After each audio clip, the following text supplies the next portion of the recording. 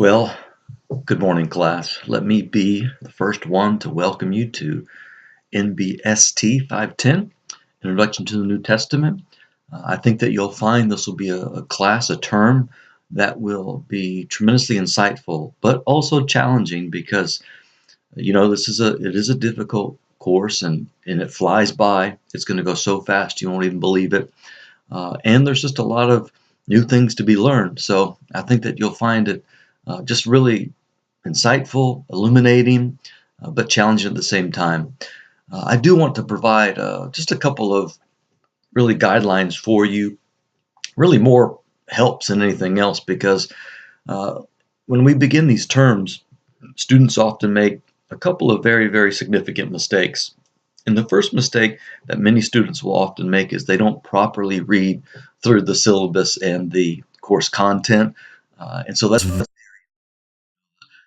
you understand the syllabus and what's expected of you and do everything that's asked, the better you'll be able to fulfill all the requirements of the class. So make sure you do that. Another thing that's very important is that you read the material. I can't really stress how significant it is to read that material.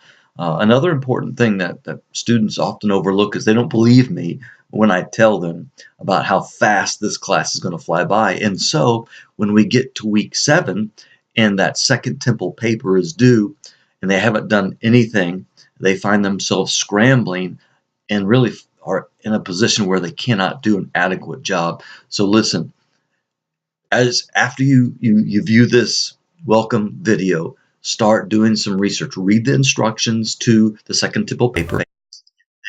Start doing some research. And if you have any questions about sources, just shoot me an email. I'd be happy to shoot you in the right direction. But make sure you begin to do that. Also, when you're answering the discussion board original threads, when you are posting your discussion boards, it is so important that you answer each part of the question. Whichever two you end up choosing, each discussion board, you must, if you want to get the best credit, answer each part of every question. The other thing that's really important is that you make sure that you follow instructions for the discussion boards. I know that sounds so elementary and perhaps even simple, but it's so important. A lot of students just simply don't follow the directions. Make sure you look over the word count requirements, the citation requirements.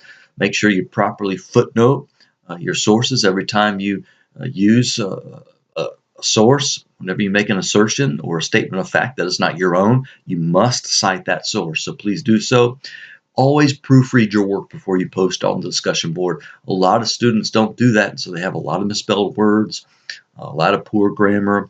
And so these are just simple things that you can do to really have the best possible chance to do the best you can. Listen, I just want to welcome you. We'll do one of these videos almost every week. And I just want you to know that, when it comes to theological education and me as an instructor, I want you to know that, I feel like my main responsibility is to help you get through this class. I'm your number one fan.